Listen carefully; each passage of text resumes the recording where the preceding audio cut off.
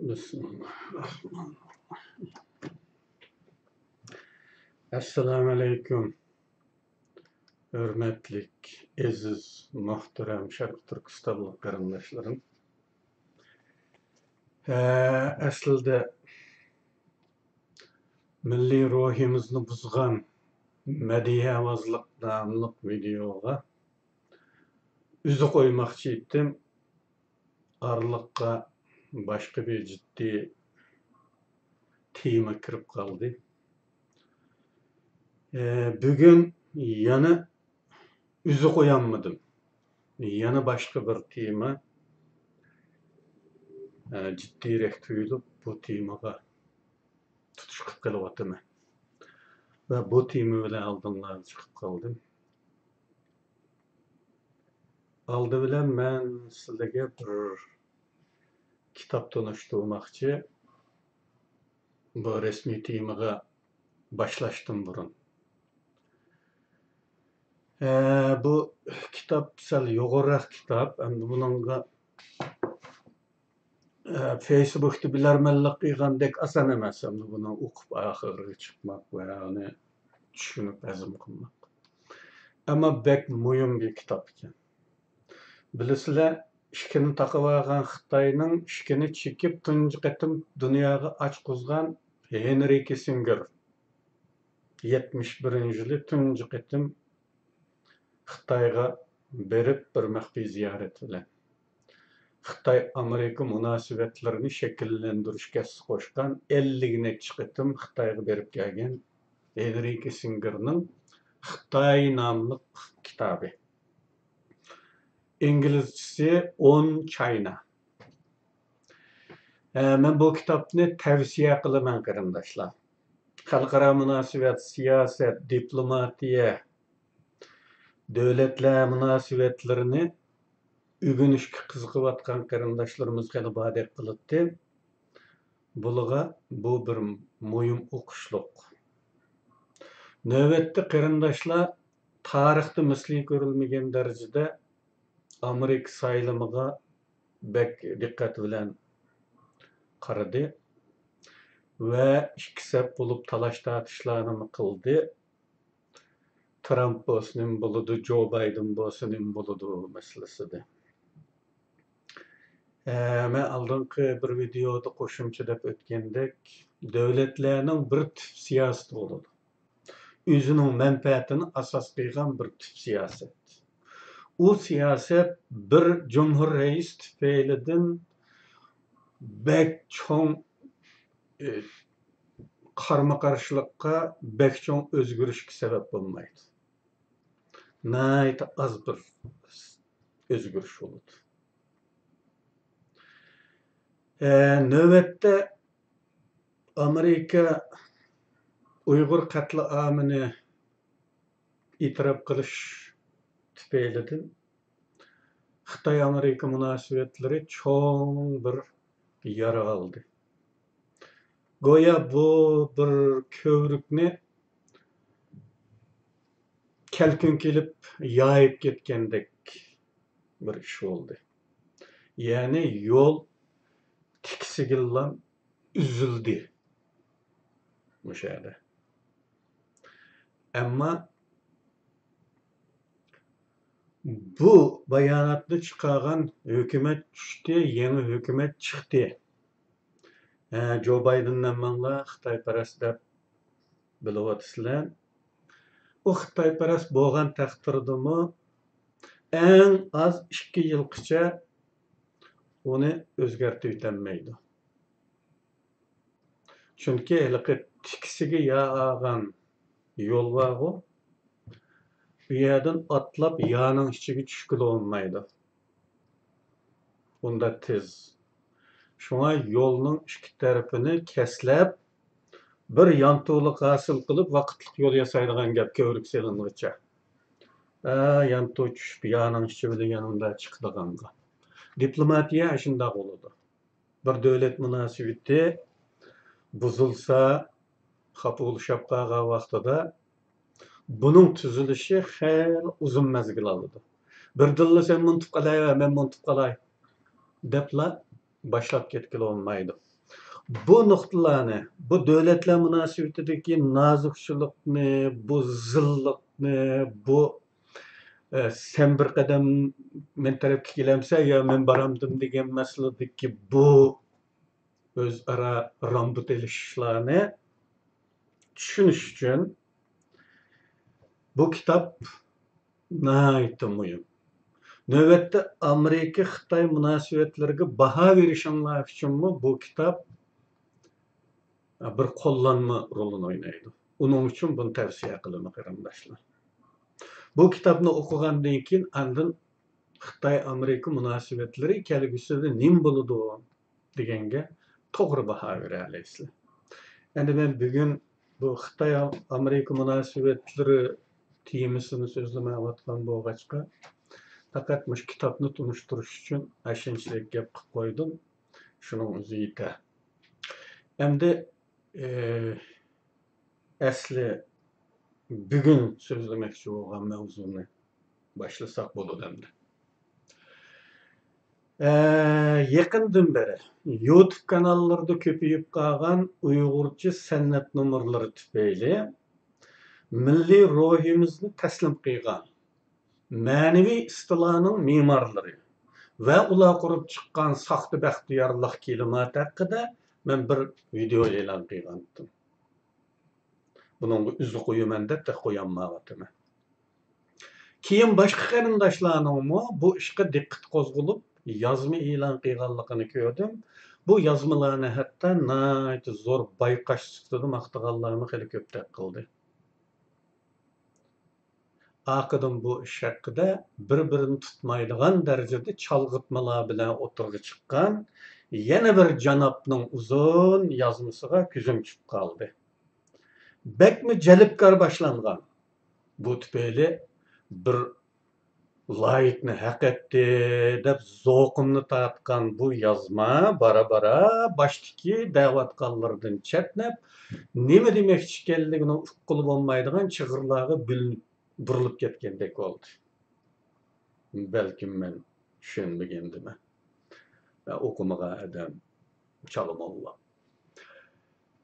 Külmeslikimiz gerekmedi deb doqsiltib achchiqlaydi-da bu janob birda azoblarni unutishning yaxshiligini deydi.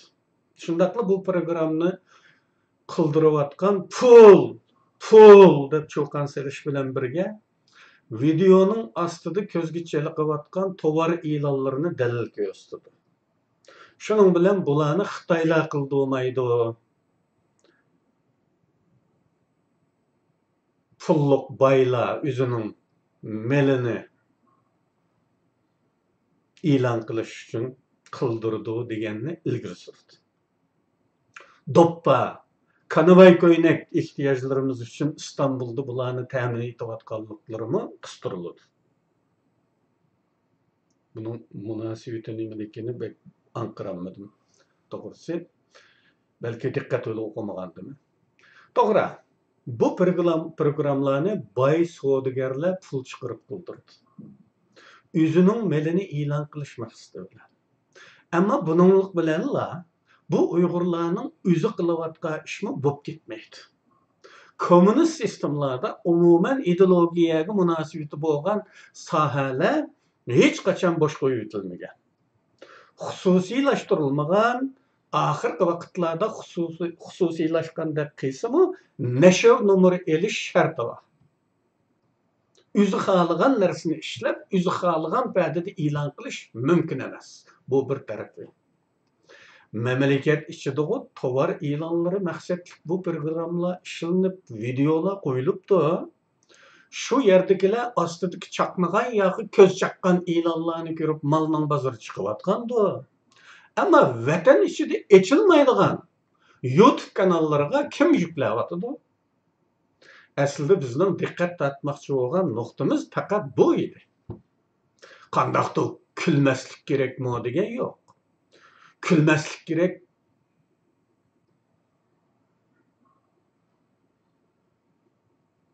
Yoki kulish kerak deydigan fatvomi bo'lishi mumkin emas. Vatan ichida echilmaydigan YouTube'ga yo'llayotganlar heliqi pul chiqargan Uyg'ur boylari emas bu deyman. Undaqda kim yo'llayotdi? Diqqatimiz faqat bu nuqtada edi.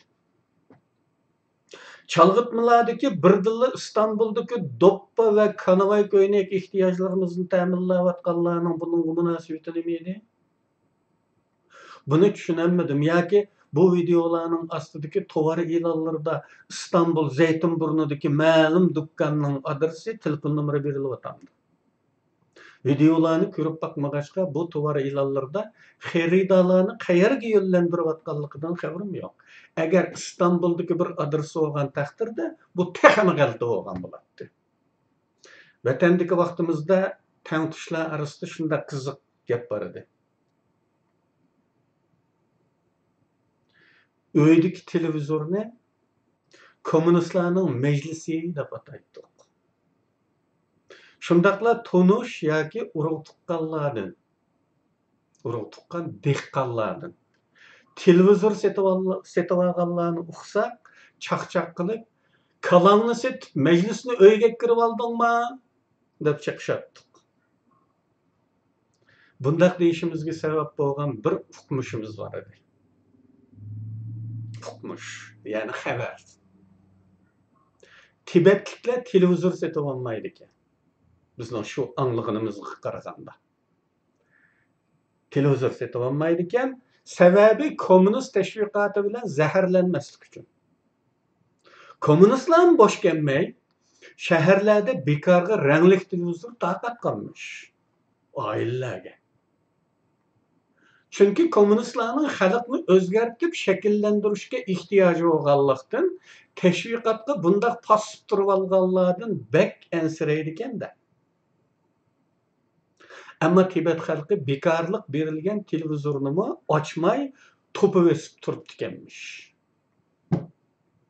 Bu gapning rost yolg'onligini tekshirib ko'rolmagan bo'lsakmi, ammo bu anglaganlarimiz aqlimizni g'idiqlagan va bizni o'ylantirgan edi. Demak, kommunistlarning shakllantirish ehtiyoji bizning ichki pushqi ehtiyojimizdan ta'xirsiz bo'lg'achqa, agar biz kallamizni setib yoki qo'yinlarimizdan bir ikkini setib, puliga majlisni uyga ekkirib olmasakmi, cho'qim o'zlari bir amalini qilar ekan-ku. Buningga ko'zimiz yetgan edi. Demasimi shunday emasmi? Naidin yuqori o'rinlarda maoshli san'at o'ymaklari bo'lmadimi? Xitoy hukumati bizni ozod qilgan vaqtdan tortibla 10 minglagan Uyg'urga maosh berib, nag'ma-navo qildirib kelayotgan emasmidi? Bizning ish pushqimiz uchunmidi bu? Yoki o'zlarining ehtiyojidanmidi? Bizni kuldirish uchunmidi? Yoki o'zini kuldirish uchunmidi?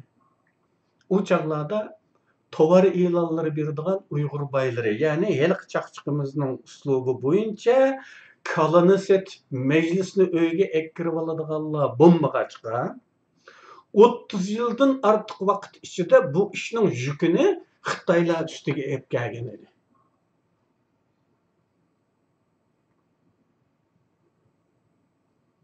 Ashqadar ko'p artistga maosh berib. Tovar e'lonlari uchun Uyg'ur boylari o'zi pul chiqarib, san'at kechiligi programmalar tartiblagan bo'lsa, bu xuddi kalani setib majlisni uyga kirib olgandekla bir ish bo'lib, Xitoyning qo'lini sovutgan, Xitoyning pulini iqtisod qilib berganga barobar bir ish. Agar ular pul chiqarmasa, Xitoy hukumati pul chiqarib qilishga majbur bo'ladigan bir ish.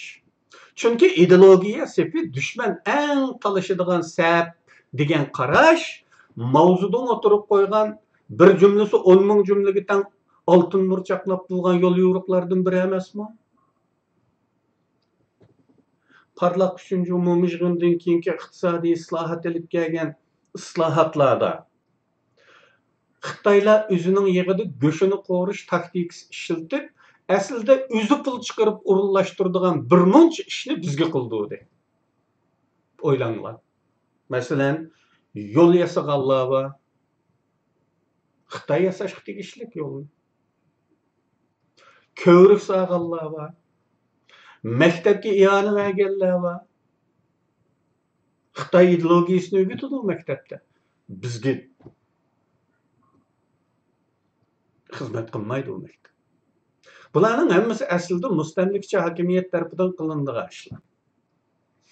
Baylarni shiylab, daydayga selib qildirilgan ishlarning hammasida asosi foydag'ichi Xitoylar edi. Chunki mustamlika sharoiti ana shunday. Foydaning taqsimoti ana shunday. Hatto masjid selibmi foydani siz ololmaysiz. Xutbada partiya markazining hujjatlari so'zlatkiziladi. Bugun bo'lsa u masjidlar anaqa baylar sağgan, savob bo'ladi deb sağgan masjidlar bugungi kunda qahvaxonaga aylantirilganligining rasmlari o'tirdi. Xuddi shunga o'xshash. Buni Xitoy qilayotgan ish emas degan chalg'itma qarta javobimiz mushunchalik. Masalaning jiddiy tarafi qiziq nuqtasi yanala nima uchun YouTube'ga qo'yilayotganligidir. Xitoy to'rsaqchilari Uyg'ur baylarining tovarlarini chet ellarda reklam qilib berishni maqsad qilganmidi? Yoki chet ellardagi Uyg'urlarning kulki ehtiyoji, ich pushqi ehtiyojini nazarda tutib shunday qilgandimi? Her ikki ahvolda ularga rahmat aytishga to'g'ri kelamdi qanday? Uyg'urlarning baxtiyorlikni saniga chiqadigan bir necha Uyg'ur orqali isbot qilishga urinishning hech qanday foydasi yo'qmish. Baxtiyorligimizni Uyg'urcha kiyindirib sahnaga chiqarilgan Xitoy artistlar orqali isbot qilsa foydasi bo'landigandi. Chunki aynda qilarmish. Ya'ni Uyg'urcha kiyindirib Xitoy artistlarini chiqarib qiladi uni deydi. Uyg'ur artistlik esa foydasi olmaydi ekanda, Xitoylik esa foydasi bormi? Bunun bilan dünya aldanıp kalmazmış. Ağlının baxtiyor, matularca baxtiyor çıraylarını göstüp sahnaga chiqishi bilan dünya aldanıp kalmazmış. Xitoyning zulümlerini yanıla ko'rib turvatarmış, bilib turvatarmış, haqiqatning ko'ziga yog'och tiqib ko'r qilg'ili bo'lmaydi ekan. Bu bir to'qay bayonlarda nurg'un ziddiyatlar, bir-birini tutmagan taraflarning borligi bilinib turadi. Baxtiyorligimizni dunyoga ko'rsatmoqchimidir? Yoki faqat o'zimizga ko'rsatmoqchimidir?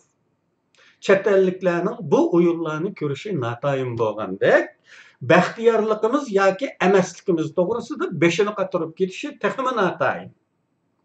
Haqiqatning ko'ziga yog'och tiqqili bo'lmishi, dunyo xalqini aldig'ini bo'lmishi, Xitoyning zolimligini ko'rib turayotganligi voqealardan ma'lum bo'ladi-ki, haqiqatchi bir dunyo bor.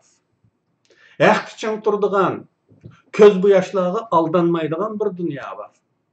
Yani bu dunyoda haq, adolat bor. Nada? Biz nima bugungi ko'rmadik buni? 2009-yılı iyuldaki Ürümçi katliamıga bu haq adaletning adaletlik dünya qandaq inkasda bo'lgan edi? Adaletning, demokratiyaning homiysi atalmış Amerika avval ifoda bildirishga dalil yetishmayotganligini bayon qilgandi. Dalil to'playotganligini deb vaqtni so'zgan edi. Keyin buni Xitoyning ichki ishi debla ifodasini bildirgan edi. Tekrar deb o'tayotganimizdek, deb kelayotganimizdek davlat manfaat ustiga qurilgan bo'ladi. Manfaatlar nimani taqozo qilsa shuni ifoda qiladi. Xuddi shu qitimga Amerikaning ifodasidagidek Xitoy bilan pishmayotgan ma'lum ishi tufayli ifoda bildirishni keyniga so'zgan. Kütülgen bu iş kütken bo'lsa kerakki, ifoda Xitoyning ichki ishi bo'lib chiqdi.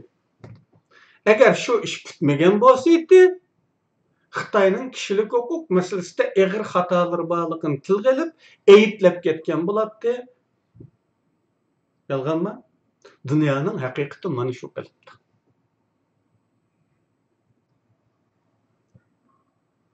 U qirg'inchilikni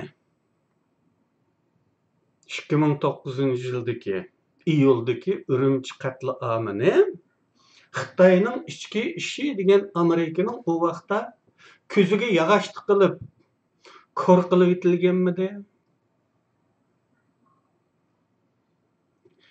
Bugun Xitoy Xitaylarni qatlam qilyapsan, irqiy qirg'inchilik ilib beryapsan degan bo'lsa, ko'zini davolab saqaytgan bo'ldimi? Uni ko'r qilishga bo'lmaganidek, bek o'tkir ko'zlik qiyg'ilin bo'lmaydi. Uningdan boshqa Sharq Turkiston islom harakati haqidagi ikki xil ifodasimi mana mush qalbdan bo'lib, ilgari ko'rib qolganligi, keyin davolanib ko'zi ochilganligidan emas. Manfaat ustiga qurilgan davlatning jonijon manfaat taqozzosidan barliqqa keladi bunday ifodalar. Endi yana bu san'at nurlariga qaytib kelsak, hokimiyatlar har zaman xalqning ma'naviyatiga bir narsa berish kerak. Chunki inson bolasining ma'naviy ochligi xuddi jismoniy ochlikka o'xshashli ta'xirsiz. Bosh qolsa krizislarga sabab bo'ladigan darajada jiddiydir. Normalda ma'naviy ehtiyojlarning eng asosli ozuqi dindir. Bir toplum dindan ayrılsa ciddi bir ma'naviy vakuum hosil bo'lib, jamiyatda ba'zi kutilmagan hadislar kelib chiqishi mumkin. Ma'naviy ozuqlar tartib elingan xalq har yon julqunidi. Bu boşluğunu to'ldirish ko'rinadi. Natijada doiralarning ziyniga bir narsalarni yuqtirib olishlari mumkin. O'tmishda din cheklangan Turkiya Cumhuriyatida Kemalizm din o'rnida sunilgan bo'lsa, vatanimiz kommunistlar tarafidan istilo qilingandan keyin har qachon din cheklamaga uchraganda doiralar tarafidan ma'lum bir narsa uning o'rnida xalqqa berilib keldi. Masalan, Mao Zedong iddiasi. Bundan başka ahirki teselli sifatida san'atmi ideologik maqsadlarga uyg'unlashtirilgan şekilde xalqqa berilib keldi. Xalqqa teselli sifatida zulmni unuttirish, hayotni yanada suyumli ko'rsatish, hammaga chidab yashasa hayotning tatliqchiliklari yanada bor ekan degan qanoatga keltirish uchun hamon bir narsa berishga majburdir. Bu haqda Gitler Kurashlarim kitobida təsəlli olsun deb ularga dinni qaldırıb qoyduq degan. Kim ular? Slavyalılar. Lekin Xitoylar xalqimizning tasallisi uchun dinni qaldırıb qo'ya olmaydi. Buni hammamiz bilamiz. Nimani qaldirish kerak? Atalmış san'atni. Qizil bo'yalgan, asli rangi o'zgartirilgan, Xitoylarning qayta shakllantirish programmaga uyg'unlashtirilgan san'atni qaldırıb qo'ygan. İstemaldan kaldırılgan Uygur tilideki bu sanat numurları külki ihtiyacımızın bu nimeti. Kaçanqıç tesellimiz bop qala? Ma'arif tili buluştan qalgan bu tilning qo'llanilish ömrü qanchalik davomlashsa, şunun en köp bo'lganda 3dan 2-chilik ömrga bo'lishi mumkin. Bu yana teselli. İnsan külküge bo'lgan ehtiyojini qandırmoqchi bo'lsa, bunun başka ming turlik yo'li bo'lsa kerak. Shundaqla shafqatli kuyimchan Xitoylarmi hargiz bizning külki ehtiyojimiz uchun YouTube'ga yo'llab, bizga g'amxo'rlik ko'rsatayotgan bo'lmasa kerak. Bu sebepten hadisi bilan mohiyatni ayirib muomala qilsak, külkiga ehtiyoji bo'lganlar albatta bularni ko'rsa bo'ladi. Bunu ko'rmaslik kerak degan yo'q. Faqat bu Xitoylarning psixologik o'yinlaridan biri ekanligini as tutgan holda ko'rsak bo'ladi. Xitoylar ko'zlagandek baxtiyorligimizga, xotirjamligimizga ishonib qolmasdan ko'rsak bo'ladi. Kulsak bo'ladi. Azoblarni unutmasak tugishib ketadiganligimiz, usul tamasha yoki kulki bilan tursak ruhimiz ko'tarangi bo'ladiganlik fikrimi bir oz shaklik. Bununla dikkat qilib muomala qilinadigan masala. Azobni unutish kerakmi? Doim uni as tutsak, ruhiy jihatdan ezilib, tugishib ketamizmi? Bununla avaylabroq muomala qilishni tavsiya qilaman. Chunki men dal ashundaq san'at kechiliklarni ko'rganda texim bek tugishib ketaman. Shunga har odam o'xshamaydigan bo'lsa kerak deb o'ylab qolaman. Hatta men vatandik chaqladim onu. Naqshsul deydiganlarni televizordan mı ko'rmaydigan. Kinoxonada bugun teatr qo'yildi ekan deb anglasammi, bearam bo'ladigandim. Ashlarning ash baxtiyor chiroylarini ko'rgan vaqtimda qandaqdir bir yerlarim echishib ketadi. Men şu artistlarning ma'tularcha baxtiyorlik parlagan chiroylaridan haqiqatan huzur ololmaydi. Huzur emas, azaplı xiyollarga g'arq bo'lardim. Şoňa men özümniň qarşyny başgalarga temişnimi laýyk görmedim.